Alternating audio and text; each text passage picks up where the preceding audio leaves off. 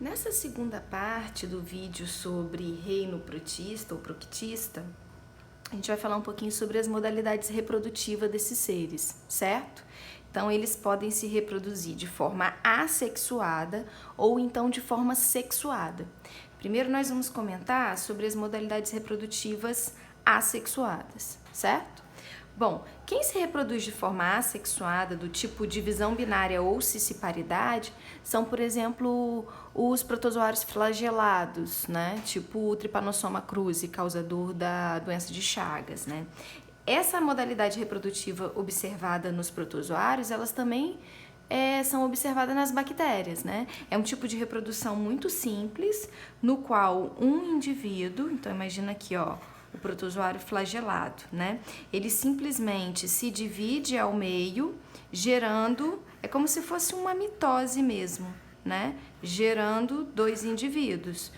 Como não tem troca de material genético, esses indivíduos acabam sendo clones entre si, certo? Então essa modalidade ela é muito simples, ela é muito rápida, né? Por isso esse parasita ele consegue evoluir no corpo do hospedeiro, recebe o nome então de divisão binária ou cisparidade, certo? Essa modalidade aqui também assexuada, chamada de esquizogonia ou divisão múltipla, ela é praticada pelo parasita causador da malária, né? O plasmódio, por exemplo. O que acontece nesse processo? Imagina que aqui você tem o plasmódio, certo? O que vai acontecer? É como se o núcleo dele se dividisse, fizesse assim, sucessivas mitoses, mas só o núcleo, certo? Não ocorre divisão citoplasmática. O núcleo começa a fazer sucessivas mitoses. Na sequência, pequenas porções citoplasmáticas se formam ao redor desses núcleos, que aí então, na sequência, só depois de se dispor ao redor desses núcleos, eles então se destacam e aí cada porção dessa aqui vira um plasmódio individual, certo? Ó, nesse processo aqui, a gente vai observar que essas estruturas aqui, no caso do ciclo evolutivo do plasmódio, eles vão ser chamados de merozoítos, tá?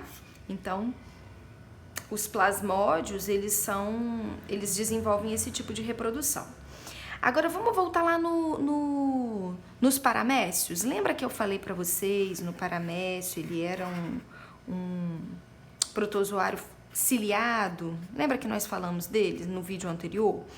Então, eu disse para vocês que eles tinham um macronúcleo, que era responsável pelas funções vitais do protozoário, e que eles tinham um micronúcleo, e que esse micronúcleo ele tinha uma função sexual.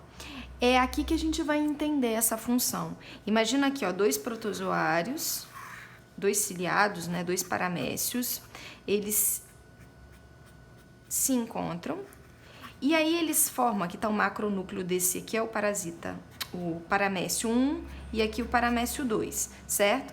Eles se encontram e formam entre eles uma ponte chamada de ponte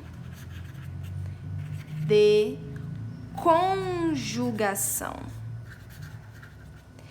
Nesse caso, ocorre uma troca de micronúcleo. Lembra que as bactérias eram capazes de fazer isso? Acontece que o que elas trocavam era plasmídio, certo? Aqui o que eles vão trocar é o micronúcleo.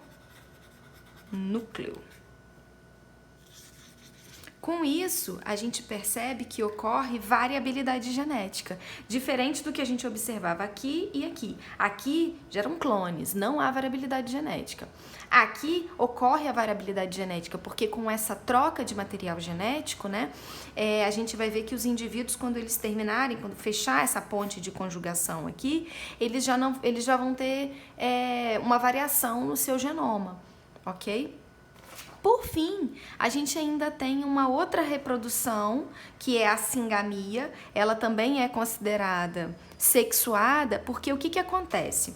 Dois indivíduos adultos, eles se fundem Isso aqui acontece, por exemplo, no ciclo evolutivo da toxoplasmose, né, do Toxoplasma gondii. 2 indivíduos adultos, então aqui estão os protozoários, os núcleos, né, que eles são seres eucariontes, como a gente falou, eles se fundem como se eles fossem gametas, certo? Então você tem aqui um indivíduo que é 2N, se funde com outro indivíduo que é 2N e forma um indivíduo que é 4N. E aí esse indivíduo 4N, ele vai sofrer meiose, dando